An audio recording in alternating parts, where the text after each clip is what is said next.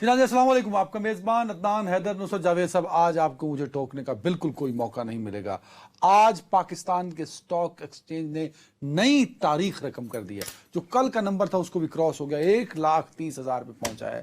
یہ پاکستان کی بلند ترین سطح ہے جہاں پہ سٹاک الحمدللہ اللہ تعالیٰ کا لاکھ لاکھ شکر آپ کے اس کے ساتھ. لیکن میں اس بات سے بھی ٹوٹلی ایگری کر رہا ہوں کہ واقعتاً اس ملک میں نئی تاریخ سر لکھی جا رہی ہے. نئی تاریخ کے ایک مصنف جو ہیں سر وہ ہیں پاکستان مسلم لیگ کے انتہائی سینئر ترین آدمی، جن کو 1990 کی دہائی کے آغاز میں وہ اپنے مرحوم والد کی فوتیدگی کے بعد جو ہیں وہ سینٹ کے رکن ہوئے تھے، اور اس کے بعد سے مسلسل اسمبلیوں کے رکن چلے آتے رہے، اور آج کل وزیر دفاع بھی ہوتے ہیں، خواجہ آصف صاحب. خواجہ آصف صاحب.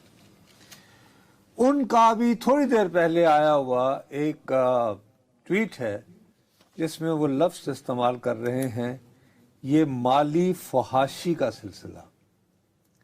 One of the senior most ministers of the government کہہ رہے ہیں کہ مالی فحاشی، اکنامک پورنوگرافی، ولگیرٹی. اردو انگریزی میں غلط لفظ ہو جاتا ہے، اردو میں تو ٹھیک ہے فحاشی. ولگیرٹی تو آ جائے گی انگریزی میں، اتنا مان لیں گے آپ؟ چلو ٹھیک ہے. نہیں، ولگیرٹی تو مان لیں گے نا. ولگر تو فحاشی ہمارے یہاں چلو ایک تھوڑا پازیٹیو بھی ہو جاتا ہے نا کسی سے. تنزن ہو جائے. مطلب کیڑی فحاشی؟ یار کون سی فحاشی؟ تنزن ایک جملہ بولا. اچھا، بہرحال کہتے ہیں کہ یہ مالی فحاشی کا سلسلہ 1 جنوری 2025 سے شروع ہونا ہے. یہ مالی فحاشی وہ کسے قرار دے رہے ہیں؟ یہ مالی فحاشی وہ قرار دے رہے ہیں اسپیکر قومی اسمبلی اور چیئرمین سینٹ کی جو تنخواہوں میں 400 گنا اضافہ ہے. ہاں، اور یہ دونوں اتنے غریب ہیں، اتنے مجبور ہیں، کون اتنے بے بس ہیں، سردار ایاز صادق اور مختوم سید یوسف رضا گیلانی، کہ ان کو یہ جو ان کی تنخواہوں کی ادائیگی ہوگی، مالیاتی سال شروع ہونا ہے 1 جولائی سے، 1 جولائی 2025 سے، اور ان کی تنخواہوں کی ادائیگی ان کو 1 جنوری 2025 سے ہوگی.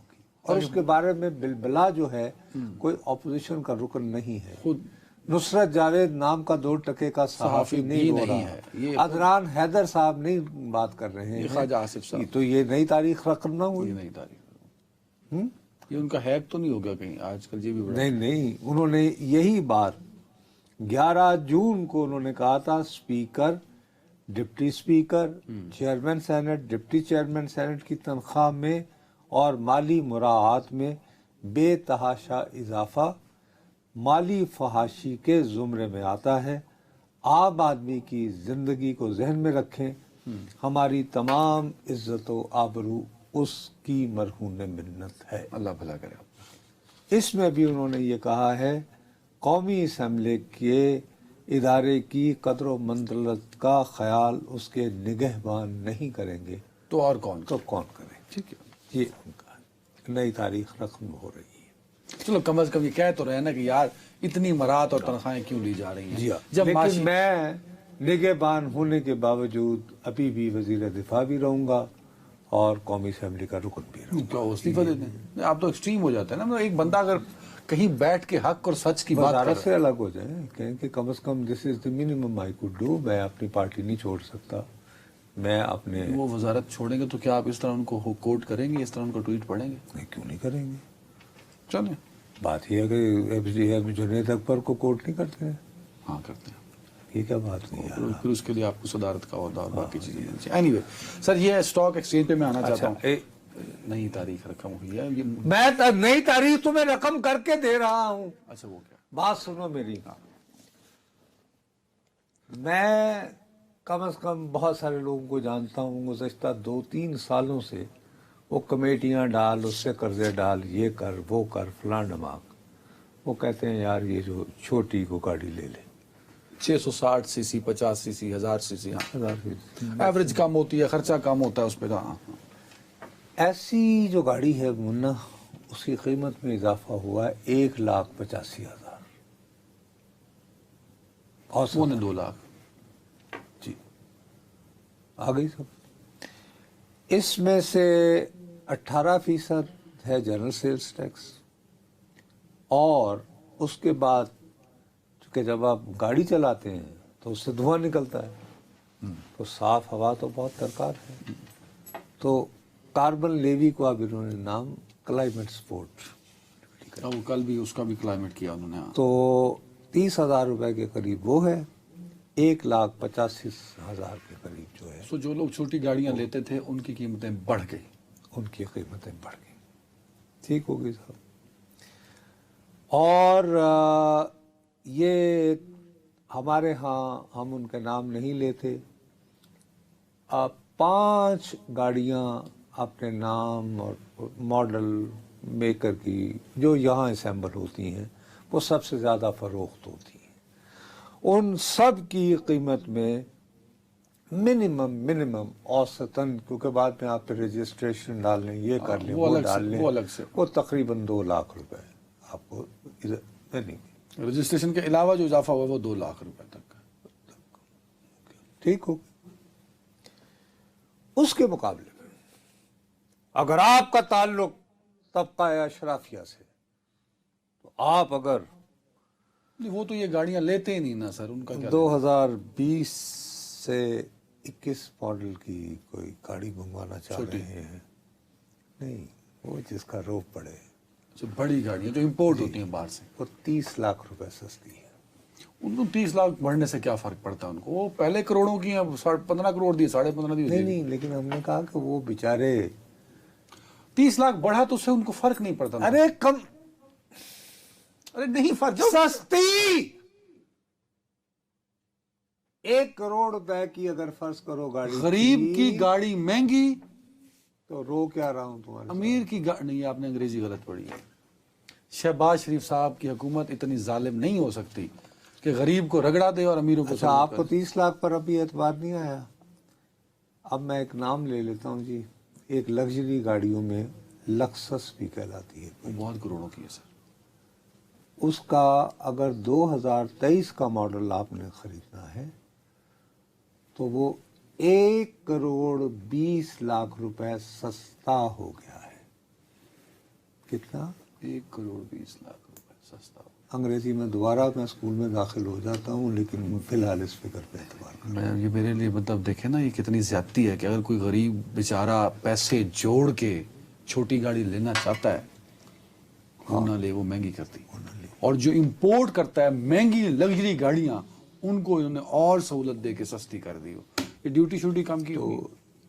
نئی تاریخ رقم نہیں ہوئی. اسی پہ خالی بس نہیں ہے. اب اسلام آباد کے بارے میں یہ سارا، چونکہ ہمیں تو بجٹ کے دوران ہم لوگ پھنسے ہوئے تھے، جو میں تمہیں پہلے کہہ رہا تھا، ایران عید لگی سی کہ ہمارا ادھر انڈیا پاکستان تو نکلے، نکلے، پہلے انڈیا پاکستان کی جنگ میں ہم پھنسے ایران تھے، اسرائیل میں پھنس گیا. انہوں نے آپ پر تاپڑے میں سارا اس کے بعد جناب اللہ تمہارا بھلا کرے، یہ آپ کے پاس بلی ہے، بلی ہے سر. اس کے لیے آپ کار دا کھانا یہیں چھوڑ دیں گے یا امپورٹنٹ؟ بڑی میری cat food sir. Cat food. So آپ کا کیٹ فوڈ بھی سستا ہو گیا ہے امیروں کے چونچلے. لیٹ می کنفیس جی، I also have dogs, I am a dog lover, my family is dog lover, but میں اور میری بیوی ہم دونوں کام کرتے ہیں، وی کین افورڈ اٹ، لیکن ہم مستحق ہرگز نہیں تھے اس کنسیشن کے جو ہمیں دیا گیا ہے.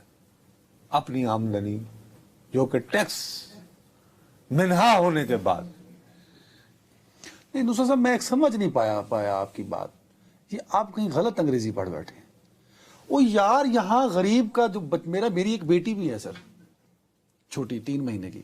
آپ کو پتا ہے وہ دودھ کا پیکٹ جو میں بڑے بیٹے کے لیے 3 سال پہلے 4 سال پہلے لیتا تھا، وہ آتا تھا 1800 سے 2500 تک، وہ سال پورا پیتا رہا. آج وہی دودھ کا ڈبہ 5000 روپے کا ہے، سوری 5400 روپے کا ہے. تو بچوں کا دودھ اس ملک میں مہنگا، اور امیروں کے بلیاں اور کتے ان کا کھانا. نہیں، خالی یہ نہیں ہے. اچھا، آپ جو ہیں مثال کے طور پر آپ کو کافی پینے کا شوق ہے، مجھے انسٹنٹ کافی نہیں، آپ دانشوری نہیں ہیں، آپ امیر آدمی نہیں ہیں اگر آپ کو چاہ پیو سر. تو وہ جناب علی اس کی ڈیوٹی جو ہے وہ 32% کم ہو گئی ہے. مطلب اچھا اسی طرح کافی سستی ہو گئی، اگر آپ کو امیروں کا کھانا سستا ہو گیا. اگر آپ کو برازیل خاص طور پر اس کے نٹس چاہیے، وہ کی شاید اے نہیں مونگ پھلی. احمی چکوال اور گجر خان برازیل، تو وہ بھائی صاحب، اور پھر کیشیو، ایک ہی بلا. وہ جن کاجو کہی ہے، اچھا اوکے. ٹھیک ہے جی. تو وہ جناب اللہ آپ کرے 16% اس کی قیمت بھی کم ہوئی ہے. اور اس کے علاوہ سیب نہیں، ایپل. یہ پر apple. Okay. You know, you people, you say Yeah. apple. You know? Apple, okay. Therefore, Apple. there is issue. اچھا وہ 45 سے 36% کم ہے، وہ سستا ہو گیا سر. وہ بھی سستا ہو گیا ہے. اس کے علاوہ فروزن فش، امیر لوگ کھاتے ہیں. سب سے بڑی بات اے جڑا دکان اور لا کے بیٹھے ہوئے دیسی پنیر ہوندے نا پاگلو، امپورٹڈ پنیر کھاؤ 17.5%، وہ بھی سستا. دہی بجائے آپ جو ماننے کار وہ جناب 40% ڈیوٹی کاٹتے باروں میں. سمجھ آئی؟ سر مذاق اپنی جگہ، یہ قتل ہے. او بھائی آج کی وہ یہ مسئلہ امیر غریب کا نہیں ہے. جو چیزیں آپ گنوا رہے ہیں باہر سے منگوائیں گے تو آپ کی امپورٹ بڑھے گی، آپ کا اس میں زر مبادلہ لگے گا، وہ سارا ڈالر باہر جائے گا. دہی اور کیشو، وہ کیشو منگانے کے کاجو کا نا عام آدمی کے لیے 5.5 کاجو سستا ہے نا. باہروں اصلی جائے کھاواں گے تو نہ ہوئے گا نا سر. مطلب یہ اگر آپ اپنے لوازمات پورے کرنے کے لیے ڈالر، یہ پتہ ہے آپ کو یہ مہنگے کیوں کیے گئے تھے؟ عمران خان کو سارے تو برا کہتے ہیں، یہ کیوں مہنگے کیے تھے اس میں؟ وہ اس لیے کیے گئے تھے نصرت جاوید صاحب کہ ہمارا زر مبادلہ یا ڈالرز باہر نہ جائیں، ہماری امپورٹ میں کچھ حد تک کمی آئے. اور آپ کو پتہ یہ لگژری گاڑیوں پہ ٹیکس کیوں امپوز کیا گیا تھا؟ کہ پاکستانی بھی اسمبلڈ ایک بڑی گاڑی ہے، وہ پاکستان اسمبلڈ ہے، اس پہ ایکسٹرا ڈیوٹی نہیں ہے. ان پہ ایکسٹرا ڈیوٹیز اس لیے ڈالی گئی تھی کہ ڈالرز باہر نہ جائیں، امپورٹ کو کم کیا جائے.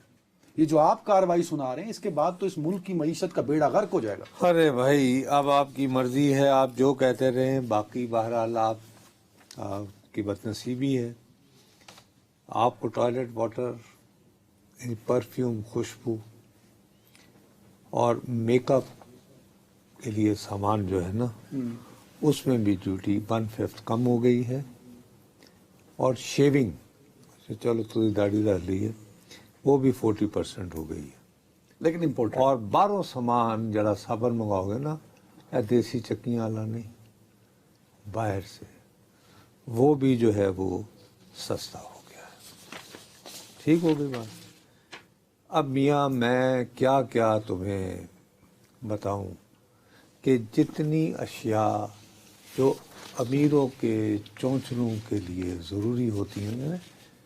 Try these nuts, please. They are from Brazil, man. Oh, you didn't touch this coffee. You know, please take one. Look at the smell. What a brew. You see, it's me. Brew. No, the way. امیروں کے چونچلے ہیں. چونچلے. غریب آدمی ساری زندگی خواب دیکھ دیکھ کے، کمیٹیاں دیکھ دیکھ کے اس نے کہا اللہ دی ہون پیسے ہو گئے جے. ساتھ ہی 1 جولائی اور 2025 یہ جرت کمی کمینو تسی گڈی لو تواڈی. اس کا مطلب تو یہی ہے نا سر. اور اسی طرح اب مطلب سر اب موٹر سائیکل، بچوں کے دودھ میں نا چھوٹے پیکٹ بھی ملتے ہیں، اور پاکستانی اور کئی ایسے برانڈز ہیں جو سستا ترین پیکٹ ہے نا چھوٹے والا، جو 1 ہفتہ بھی شاید نہیں چلتا، وہ 1200 سے 1400 روپے کا ہے، جو کسی زمانے میں 400 سے 450 روپے کا ہوتا تھا. یہ حالات ہیں اس ملک کے جس کے بارے میں ورلڈ بینک نے اپنی تازہ ترین رپورٹ میں یہ کہا ہے کہ 1 کروڑ افراد خط غربت سے نیچے گئے ہیں. مزید 1 کروڑ سر، یعنی مزید کرے. اور نمبر 1. نمبر 2، میرے پیارے بھائی، ہم لوگوں کا دفتر جی یہ بالکل پچھواڑے میں ہے ریڈ زون کے. ہم بالکل سامنے جائیں تو الیکشن کمیشن ہے، آگے سپریم کورٹ ہے. تمہیں اور مجھے یہاں سے F8 میرے گھر پبلک ٹرانسپورٹ پہ جانا ہو تو کیا طریقہ ہے؟ پبلک ٹرانسپورٹ جانا ہو، کیا کروں میں؟ یہاں سے پیدل جاؤں، میٹرو پہ بیٹھوں، کچہری پہ اتروں، پھر پیدل جاؤں. ٹھیک. اور میٹرو اسٹیشنوں کا یہ حال ہے کہ 3 میٹرو اسٹیشن جو یہاں پہ چل رہے ہیں، وہاں پہ آپ 10 منٹ کی بارش میں کھڑے ہوں تو آپ دفتر جانے جوگے نہیں رہتے. ٹھیک جاتے. ان کے سارے شیڈز وغیرہ ختم ہو گئے. آپ اس قسم کے چونچلے ضرور کیجئے. یہ کیوں کیجئے؟ دلی میں ہمارا دشمن ملک ہے، ان کو آپ بیٹ کرنا چاہتے ہیں. انہوں نے جناب انڈر گراؤنڈ بنائی، سب اس کے بولے انڈر وے اور پسب وے انڈر گراؤنڈ بنائی. ٹھیک. اس کے بعد ان کے ہاں گاڑیاں ہر جگہ، یہ جو بسیں ہیں وہ موجود، اور وہ باقاعدہ وہ والی ہیں جو CNG پہ چلتی ہیں. CNG پہ اور کچھ الیکٹرک پہ بھی انہوں نے چلایا نا. اور کچھ اب الیکٹرک پہ یہ چلائے تو اس پہ یہ ٹیکس نہیں لگے گا نا، یہ جو ہے کلائمیٹ والا آپ نے لگایا. ٹھیک ہے نا؟ نہیں.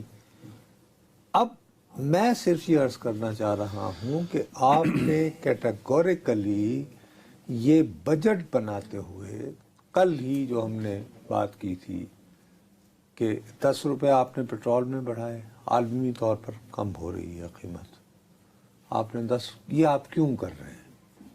یہ آپ اس لیے کر رہے ہیں کہ آپ نے ملک کو دیوالیے سے بچانے کے لیے IMF سے جو معاہدہ کیا ہے، اب وہ کہہ رہے ہیں کہ صاحب آپ کو مزید ہم سے اگر پیسے نہیں چاہیے تو آپ مندرجہ ذیل اشیاء پر ٹیکس لگائیے اور سبسڈیز ختم کیجیے. اور ہاں، چونکہ ورلڈ ٹریڈ آرگنائزیشن ہوتی ہے، عالمی ادارہ تجارت ہوتا ہے، اچھا دنیا کا جو ماما ہے وہ جو مرضی ٹیرف لگاتا رہے، تباہ کر دیا اس نے مارکیٹ کی، دنیا کی مارکیٹ.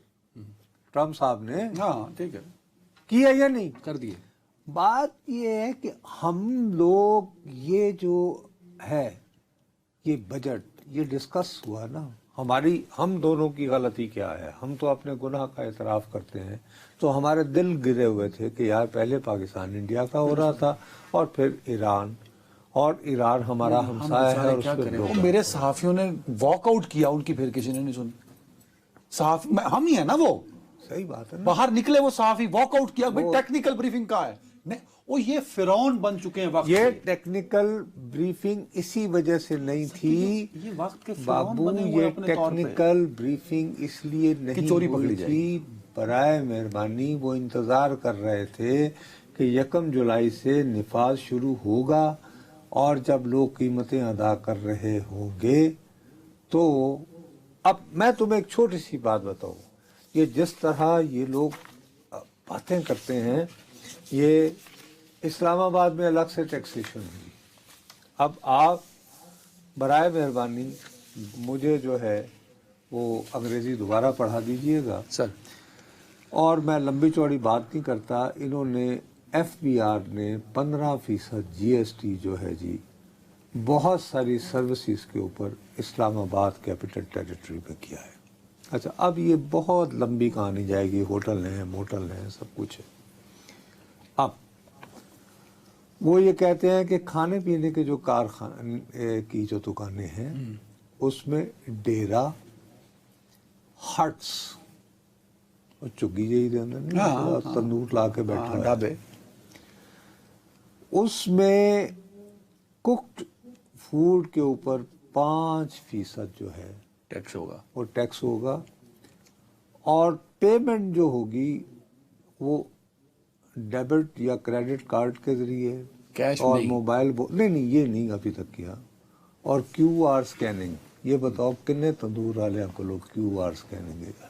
نہیں سر، وہ جو ڈھابے ہیں وہاں پہ جاتے کون سے لوگ ہیں؟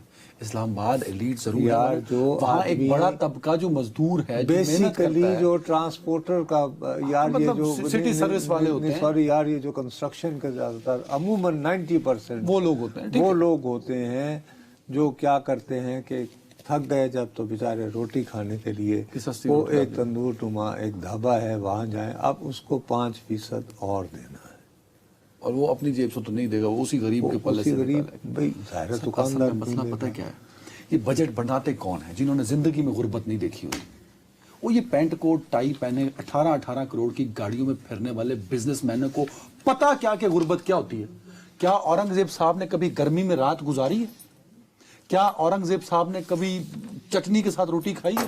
وہ اس پارلیمان میں بیٹھے سارے وہ ایلیٹ ہے، اپنے لیے سہولتیں ڈھونڈتے ہیں۔ اس 18 کروڑ دی لکسس میں اتنی لینی ہے نہ لینی، اس پہ 1.5 کروڑ پہ اپنے آپ کو چھوٹ دے دی، اور جس غریب نے چھوٹی گاڑی لینی تھی اپنی سہولت کی، اس کو ٹیکس میں پکڑ لیا۔ تو اس لیے جب تم کہتے ہو مزدور کی تنخواہ ہے نا، مزدور کی تنخواہ وہ بس نعرہ لگا دیتے ہیں اور صنعت کار کو سہولت دیتے ہیں۔ کیا کسی صنعت کار کو پکڑا انہوں نے؟ کل بتایا کہ ایک آدمی آپ نے جو منیمم ویج بھی کی ہے نا 34,000 ہے نا، لیٹس پرزیوم آپ نے پوری لاگو کر دی، 16,000 روپیہ اس نے مکان کا کرایہ دے دیا، 12,000 اس کو بجلی کا بل آ گیا، تو 28,000 تو اس کے یہ ہو گئے۔ اگر اس کے 2 بچے بھی ہیں تو کھائے گا کیا، پیے گا کیا، رہے گا کیا، کیسے؟ اور بچوں کو پھر وہ پڑھائے گا بھی کیا؟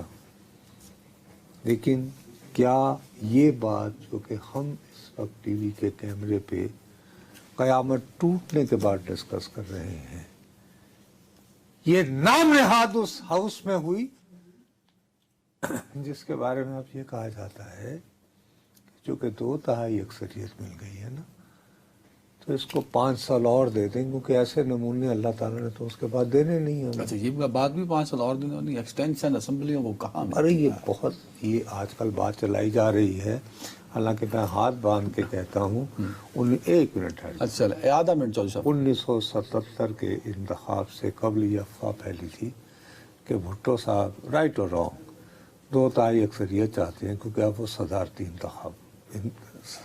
نظام کی طرف جانا چاہ رہے ہیں۔ اچھا تب بھی صدارتی نظام کا سنو تو صحیح، تو وہ پھر وہ الیکشنوں میں دھاندلی باندھی کا شور ہو گیا، اس کے بعد ہیوی مینڈیٹ ملا تھا نواز شریف صاحب کو، ہاں یہ یاد ہے، تو پھر وہ شرعی نفاذ کے ذریعے امیر المومنین بننا چاہ رہے تھے۔ وہ باسنوں میں رہی یہ سہولت جو ہے، یہ صرف فیلڈ مارشل ایوب خان، غازی ملت جناب ضیاء الحق اور جنرل مشرف صاحب کو حاصل ہوتی ہے کہ وہ کم از کم 10 سال تک حکومت کرے۔ کمی نہ ملتے ایکسٹینشن 2/3 نہیں پاوے بندہ ہی نہ کوئی بیٹھا ہوئے، وہ نہیں ملنی، جہاں پہ سینئر ترین منسٹر کہہ رہا ہے مالی فحاشی۔ ویسے یہ مالی فحاشی جو غریب کے ساتھ ظلم ہو رہا ہے، بجٹ بنانے والوں کو اس سے فرق نہیں پڑتا، وہ غریب تو چینی لینڈ تو بیچارہ رہ گیا سر، ہم جیسا۔ ایک وقفہ جی۔ ناظرین ویلکم بیک۔ صاحب باجوڑ میں ایک بم دھماکہ، افسوسناک دہشت گردی کا حملہ جس میں اسسٹنٹ کمشنر، تحصیلدار اور 2 اور لوگ گارڈ تھے، شاید ان کے 4 افراد شہید۔ یار ہمارے ساتھ فخر صاحب ساتھ ہیں۔ فخر بھائی السلام علیکم، ذرا رپورٹ کیجئے گا آج باجوڑ بم دھماکے کے حوالے سے۔ جی عدنان، دراصل باجوڑ کی جو تحصیل نواگئے ہے اس کے اسسٹنٹ کمشنر تھے، ان کا تعلق سوات سے تھا، فیصل نام تھا ان کا، جوان اسسٹنٹ کمشنر تھے، ان کے ساتھ تحصیلدار عبدالوکیل صاحب بھی تھے، صوبیدار پور حکیم بھی تھے، اور جو اٹیچ سٹاف ہوتا ہے ان کی گاڑی میں۔ جو ابتدائی اطلاعات ہیں ڈی پی او کے مطابق، ان کا یہ ماننا ہے کہ یہ ایک خودکش حملہ ہو سکتا ہے، تاہم شواہد اکٹھے کیے جا رہے ہیں۔ وہ دراصل جو اسسٹنٹ کمشنر تھے وہ عموماً اسی وقت راؤنڈ پر نکلتے تھے، اور ان علاقوں میں جرگوں میں اور ساتھ میں جو بارڈر کے معاملات ہیں ان میں بھی کافی یہ لوگ فعال رہے ہیں، کیونکہ 2-3 دن سے ہم دیکھ رہے ہیں کہ مسلسل افغان صوبہ کنڑ سے تحریک طالبان کالعدم تحریک طالبان پاکستان کے جو مسلح افراد ہیں ان کی انٹری آن ویڈیو हमें मौसूल हो रही थी कि किस तरीके से वो अफगानिस्तान से बाजोड़ में दाखिल हो रहे हैं, और अभी तक बाज़ाब्ता तौर पर किसी भी ग्रुप ने इसकी जिम्मेदारी कबूल नहीं की, क्योंकि दाइश। एक मिनट मेरे प्यारे भाई, हमें तो बाजवा साहब के ज़माने से ये उम्मीद और यकीन दिला दिया गया है कि पाकिस्तान की अफगानिस्तान के साथ जो सरहद है वो मुकम्मल तौर पर सील कर दी गई है, तो ये कैसे आ जाते हैं कुनड़ से यहाँ तक? देखें, इस पे मुख्तलिफ मकामात हैं अगर आप कुनड़ और बाजोड़ की सरहदात देखें, लेकिन अगस्त 2021 के बाद खुसूसन नवंबर के महीने में हमने देखा कि कुछ अफगान तालिबान हाथ में कटर लेकर बाकायदा उस फेंसिंग को काटने हुए उनकी वो वीडियो वो भेज रहे थे कि अब हमने इस जो बॉर्डर का इसको हम नहीं मानते। ये खुसूसन में अफगान तालिबान जंगजू जो थे, जो कुनड़ में मुकीम थे, बॉर्डर के उस पार से आकर कई ऐसी वीडियोस मुख्तलिफ डिजिटल प्लेटफॉर्म पर उस वक्त शेयर की गई। तो जाहिरी बात है कि वक्तन फवक्तन इस तरह की हरकतें हो रही थी।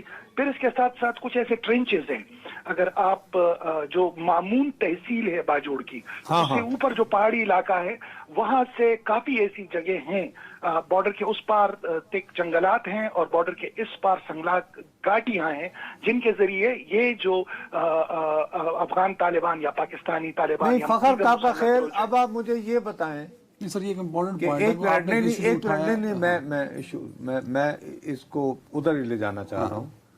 बाजोड़ से तो एंट्री हो गई, अब लेकिन ये बाजोड़ तो पड़ाव नहीं हो सकता ना, यहाँ से अगली मंजिल कहाँ है? एक्चुअली बाजोड़ की एक स्ट्रेटेजिक अहमियत बहुत ज्यादा है नुसरत साहब, और आपका जाहिर बात है कि हमने इसी आपके शो में ही कहा था, हमारे नाज़रीन को याद होगा कि सदर्न डिस्ट्रिक्ट में जब आग भड़क रही थी उस वक्त हमने कहा था कि अगर यहाँ कार्रवाइयाँ होंगी तो बिलाखिर ये मिलिटेंट जो हैं ये नॉर्थ की तरफ जाएंगे। नॉर्थ मीन यही कुनड़, बदख्शान, नूरिस्तान, और इसी ये जो बाजोड़ की ये जुग्राफियाई साख्त है ये इसको कनेक्ट करती है हमारे नॉर्थ के साथ, यानी चित्राल, गिलगित बल्तिस्तान जो चाइना के साथ बॉर्डर करता है, अगेन कुनड़ से अप बदख्शान, नूरिस्तान, और फिर बाजोड़ से अप नूरिस्तान और फिर बदख्शान, बदख्शान फिर आधा ताजिक बदख्शान जिसको गोर्नो बदख्शान कहते हैं, और एक अफगान बदख्शान। तो इस तरीके से हम ये देख सकते हैं कि खुसूसन जो चाइना के बॉर्डर्स रीजन है इस तरफ इस वायलेंस को हम बढ़ता हुआ देख रहे हैं।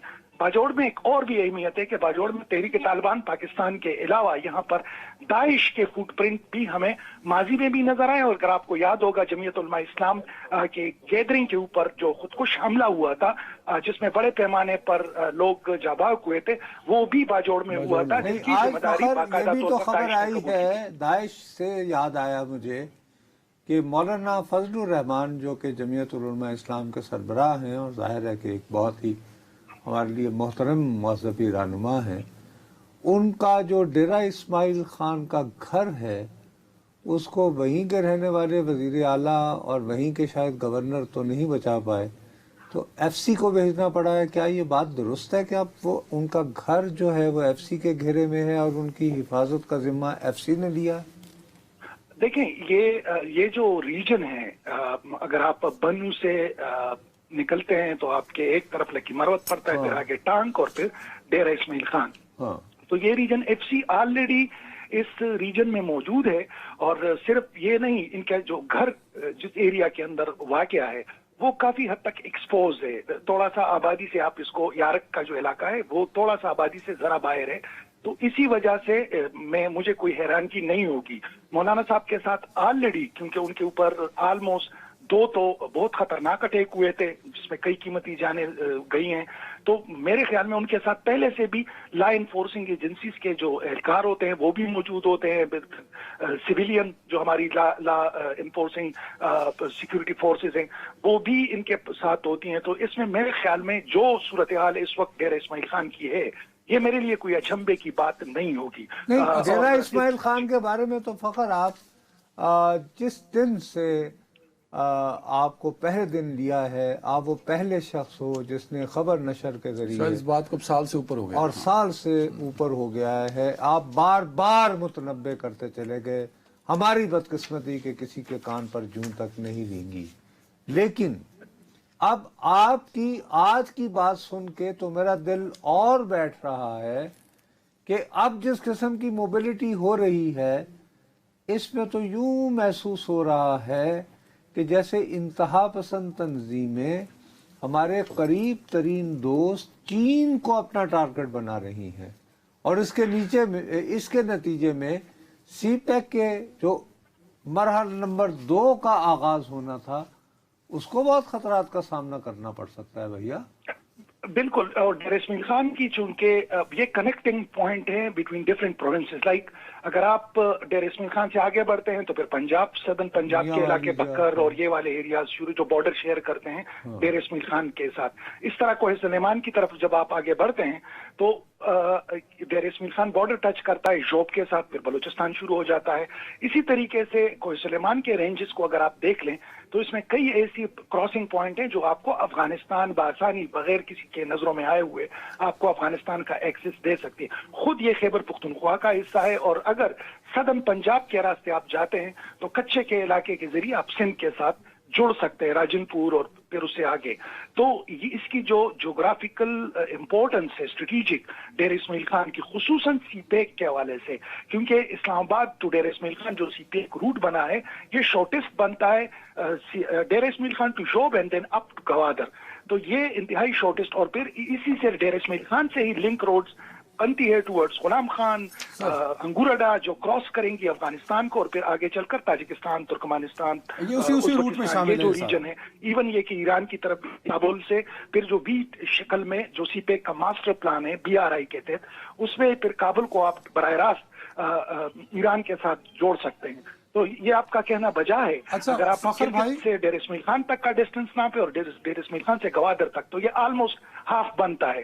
تو یہ چونکہ سینٹرل پوائنٹ بنتا ہے، اسی وجہ سے یہ کانفلکٹ کی زد میں ہے. اچھا فخر بھائی، یہاں نصرت صاحب نے ایک بات کی، میں چاہتا ہوں اس پر آپ بھی اپنا ایک اوپینین دے دیں، کیونکہ شاید میں ان چند صحافی میں ہوں جو افغانستان پاکستان کے بارڈر پہ سب سے زیادہ گئے ہیں، مرحوم ارشد شریف کے بعد ان چند لوگوں میں شامل ہوں میں. جو سر میں نے اس بارڈر کو دیکھا ہے، فینس پورے بارڈر پہ ہے سر. وہ اتنا مشکل ٹرین ہے، ان کے پاس ڈرونز ہیں، کیمرے ہیں، سرویلنس بھی ہے. فخر بھائی اس میں اپنا انپٹ بھی دے دیجیے گا. سر وہ پاسبل نہیں ہے کہ آپ اس پر پوری طرح اس کو 100% سیکیور یا مانیٹر کر سکیں. فخر بھائی یہ پلیز ذرا اس پہ بات کیجیے گا. یہ انتہائی اہم آپ نے اس کی طرف نشاندہی کی. آپ ظاہری بات ہے آپ شوال کے اس کارنر پہ گئے تھے، ناظرین نے بھی آپ کے شو پر دیکھا ہوگا، میں بھی دیگر ساتھیوں کی طرح اس شو کو دیکھ رہا تھا. اور وہ میں نے جو ایز این انڈیپینڈنٹ جرنلسٹ اس علاقے کے اندر جتنا موو کیا ہے، خصوصاً یہاں پر جو برساتی نالے ہیں، گزشتہ 20-25 سال سے ملیٹنٹس کو میں ان نالوں سے گزرتے ہوئے دیکھا کرتا تھا. پھر فنسنگ کے باوجود میں نے کہا نا کہ فنسنگ آپ کس حد تک اس کو سپورٹ کر سکتے ہیں، اور 2600 کلومیٹر بارڈر ہے. جو ٹیرین ہے وہ اتنا ڈفرینٹ ہے. ایون تورا بورا کی اگر ہم مثال لے لیں، کرم کے ساتھ جو ٹچ کرتا ہے، یا پھر اس طرف ایرا، تو یہ آپ کی بات کاکا خیر بات سنیں میری، زیادہ تفصیلات پہ نہیں الجھتے، سیدھی بات کا جواب دیں. نہیں 1 منٹ، سیدھی بات کا جواب دیں. اور نہیں لاسٹ 30 سیکنڈ نہیں، 1 منٹ چاہیے. جی فخر بھائی سیدھی بات یہ بتائیں، بہت سارے دوست اس طرح کی بات کر کے کہہ رہے ہیں جی کہ چھوڑیں جی سارے ڈرامے اور ایک اور آپریشن شروع کر دیا جائے. مجھے یاد ہے آپ یہ اکثر کہتے ہیں کہ پہیا ایک ہی مرتبہ ایجاد ہوتا ہے، بار بار نہیں کیا جاتا. کیا آپ ابھی بھی اس بات پر قائم ہیں؟ بالکل جی، کیونکہ ایک جانب اگر ہم دیکھیں، انتہائی میں مختصر بات کروں گا کہ اس بار ہم یہ دیکھ رہے ہیں کہ ایک آپریشن کو کوئی اون نہیں کر رہا. خیبر پختونخوا میں الیمین کی جو حکومت ہے وہ کسی بھی آپریشن کو اون نہیں کر رہی ہے. تو ایک تو یہ ڈیمیج ہو گیا. اس سے قبل جب پیپلز پارٹی عوامی نیشنل پارٹی کی حکومت تھی تو وہ اون کر رہے تھے. ایون MMA کے دور میں بھی جو اس وقت کے وزرات تھے وہ مختلف جو خصوصاً جو ٹرائبل ایریا کے اندر لمیٹڈ جو آپریشن ہوتے تھے اگر اون نہیں کرتے تھے مخالفت بھی نہیں کرتے تھے. لیکن اس وقت ایک پروونشل گورنمنٹ اس کی مخالفت کر رہی ہے، 1 اپوزیشن بھی مخالفت کر رہی ہے، 2 اس کے साथ साथ हमने गुज़िश्ता 20 सालों में लगभग 17 के करीब एक्टिव ऑपरेशन इस रीजन के अंदर देखे। लोग डिस्प्लेस हो जाते हैं, फिर कहानी वहीं से शुरू हो जाती है, मिलिट्री फिर आ जाते हैं। मेरे ख्याल में इसके लिए इस दफा स्ट्रेटेजी बदलनी होगी। यही जो स्ट्राइक ऑपरेशंस हैं या लिमिटेड टारगेटेड ऑपरेशंस हैं, उनके साथ साथ अगर डेवलपमेंट एक्टिविटीज की तरफ भी आया जाए और साथ में इन लोगों को एंगेज भी किया जाए, ये मेरे ख्याल में with very right. Sir time खत्म हो गया भाई, बहुत बहुत शुक्रिया। कोई बयान नहीं अभी होगा। फखर, बहुत बहुत शुक्रिया। एक ब्रेक जी। Welcome back. मतलब कल हमने कोट लखपत में जो पाकिस्तान तहरीक इंसाफ की क़यादत का खत था उसका जिक्र किया था। आज डॉक्टर यास्मीन राशिद साहिबा और शाह महमूद कुरैशी साहब की जेल में सहाफ़ियों से गुफ्तगू हुई। दूसरी जानिब पीटीआई की पार्लिमानी तमाम सूबों और वफाक में जो नुमाइंदगी है उनकी एक मीटिंग थी। उसके बाद अली अमीन गंडापुर साहब जो बोले हैं ना सर, अली अमीन गंडापुर साहब उस दिन बोल रहे हैं, ये भी बात रहे, जब बाजोड़ में जो उनके मातहत आता है एक जवां साल बेचारा खूबसूरत नौजवान जो है वो दहशतगर्दी की नजर होता है। बिल्कुल ठीक। और वो बैठ के तो तकरीर फरमा रहे हैं और हम बेचारे आज़ाद सहाफ़त के दिलदादा 7 बजे हमारे रेगुलर प्रोग्राम शुरू हो जाते हैं नाम नहाद करंट अफेयर्स के, और हमने तकरीबन उसके 15 से 20 मिनट जो है उनकी नज़र की है। बड़ा खुल के बोले सर, आज तो ऐसा बोले हैं कि कानों पे यकीन नहीं आ रहा मुझे। और वो ऐसी उन्होंने गुफ्तगू का हटा के दिखाएं, मैं चैलेंज जितना जोर लगाना है लगा ले। मुझे किसी ने रिमूव किया करने में कामयाब हो गया, शायद औकात भी नहीं है मुझे किसी को हटाने की, और औकात भी नहीं। अच्छा, अब बात यह है कि जब मॉन्स्टर पाले जाते हैं फ्रैंकनस्टाइन, तो इसी तरह वो फिर जवाब देते हैं जो गले पड़ते हैं। हाँ, जिनको पाला जाता है तो इसी तरह फिर जवाब आता है ना। तो वो आ रहा है, अब आना शुरू हो गया है। क्यों लेकिन बोले इसके पीछे और कहानी है। तो देखें पीटीआई बात ये है कि बदएतमादी तो है ना उनके ऊपर। देखो आज की तकरीर से कम वो जो एक बदएतमादी वाला अंसर था किसका, अली अमीन पर, पाकिस्तान के तहरीक इंसाफ के कारकुनान थोड़ा उसको जरा शेडी तो समझते ना उनको। अब वो कहते हो गए ठीक हो गए, आज की तकरीर के बाद तो एक इम्पैक्ट तो गया होगा अपने कारकुनान। इधर के रहे ना उधर के रहे, बहरहाल। लेकिन जिसमें दूसरा एक एंगल है जिसपे मैं बहुत ज़्यादा परेशान हूँ। अच्छा, वो क्या? अली अमीन गंडापुर साहब ने ये इतना एक्स्ट्रा टाइम लिया है टू अंडरमाइन, मेरी बात का बुरा न मानिएगा, और उसमें तमाम तर इख्तलाफात के बावजूद जुनैद अकबर साहब जो है, जो कि वहाँ के गालिबन सूबाई में सदर हैं, वो अली अमीन के साथ बराबर के शरीक हैं। वो फरमा रहे हैं, कल वो जिस ख़त का हमने हवाला दिया था मुश्तरका तौर पर लिखा है, लाहौर में नज़रबंद हुए, कहने लगे ये ख़त जो है ये तो जाली है, ये तो इनकी तो एक दूसरे से जेल में मुलाकात ही नहीं होती, तो ये ख़त कहाँ से आ गया? हो सकता ना होती हो मुलाकात। जनाब जुनैद अकबर साहब, आपकी खिदमत में अर्ज़ करूँगा, चूँकि आपको तो और कोई कैदी याद ही नहीं रहा कि कौन कहाँ है। आपने बहुत सारे अपने कैदियों के साथ ये कर रखा है जैसे पुराने ज़माने में जो किस्से होते थे कि कुएं में फेंक के भूल जाया जाता था। बात यह है जी, कराची लाहौर में मंजर अली गिल साहब एक इंसदाद दहशतगर्दी अदालत के जज साहब हैं। वो लाहौर की जेल में अदालत लगाते हैं रोज़ाना की बुनियाद पर। वजह उसकी ये है कि सुप्रीम कोर्ट के चीफ जस्टिस इज़्ज़त माब जनाब याह्या अफरीदी साहब का हुक्म है कि 120 दिनों के अंदर अंदर 9 मई के तहत गिरफ्तार हुए जो अफराद हैं उनके मुकदमात का फैसला किया जाए। तो इनमें हिस्सा लेने के लिए समाज में तो सारे एक साथ होते हैं। You're right। तो इसलिए हाथ का लिखा हुआ खत उन्होंने वहाँ मौजूद सहाफ़ियों को कह दिया। आज उन्होंने गुफ्तगू भी कर दी है और वो बार बार मतलब जैसे तो गुफ्तगू भी नहीं पहुंची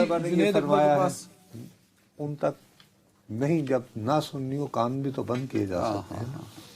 वो कहते हैं हम जेल में अपनों लिए नहीं इस मुल्क के लिए बैठे हैं, हमें पता है हम बेगुनाह, हमें पता है हम ये हमें सजाएं देंगे, इसके बावजूद हम अपने मौक़िफ़ से एक कदम पीछे हटने को तैयार नहीं। 2.5 سال بعد ہم نے مذاکرات کے حوالے سے بات کی. ہمارے ہزاروں کارکن پیشیوں پر آتے ہیں اور سب ڈٹے ہوئے ہیں. میرے پاس جو ڈگریاں ہیں میں کسی بھی ملک جا سکتی تھی. صحیح کہہ رہی ہیں, پاکستان ہمارا ملک ہے, ہم اسے نہیں چھوڑتے. شاہ محمود قریشی صاحب نے بھی کہا کہ ہم مزاحمت اور مذاکرات ساتھ ساتھ چلیں گے اور مذاکرات کا فیصلہ بانی پی ٹی آئی کریں گے. اب یہ علی امین گنڈا پور صاحب جنید اکبر صاحب کے ساتھ مل کے خیبر پختونخوا ہاؤس میں یہ جلسہ کر کے یہ بتانا, پیغام یہ دینا چاہ رہے ہیں کہ جیسے لاہور کی جیل میں بند جو تحریک انصاف کی قیادت ہے وہ کو بازی لے رہی ہے اور مذاکرات کا فیصلہ شاید یہ کر رہے ہیں, جبکہ وہ لائن یہ دے رہا ہے کہ مزاحمت ان کی لیڈری خطرے میں ان کو نظر آ رہی کہ ان کو اپنی لیڈری خطرے میں نظر آ رہی تھی, تو یہ طریقہ اس لیے لگا رہے ہیں. وہ یار بات یہ ہے کہ ڈاکٹر یاسمین راشد بیچاری صاحب کیا خطرہ, چلو شاہ محمود قریشی صاحب سے خطرہ ہو تو سمجھ میں آتا ہے ٹھیک, لیکن ڈاکٹر صاحبہ سے کیا خطرہ.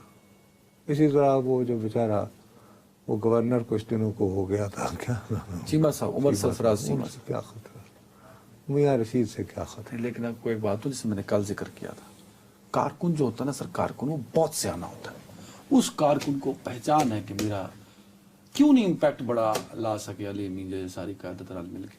ایک دفعہ نکلی تھی نا بشرا بی بی, سب کے ڈنڈے سیدھے ہو گئے, ایک دفعہ نکلی ہے وہ. تو کارکن کو پتہ ہوتا ہے, اس نے مار کھانی ہوتی ہے, اس نے جذبات ساتھ رکھنے ہوتے ہیں, سوچ ساتھ چلانی ہوتی ہے. کارکن کو سمجھ اور پتہ ضرور ہوتا ہے. نہیں تو علی امین صاحب پھر آپ ان کو بتا رہے ہیں دوبارہ کہ نہیں میں ٹھیک ہو گیا ہوں. اب پتہ نہیں وہ اگلے مانیں گے کہ نہیں مانیں گے. چلیں ٹائم ختم ہو گیا ناظرین, اپنا خیال رکھیے گا, اللہ حافظ.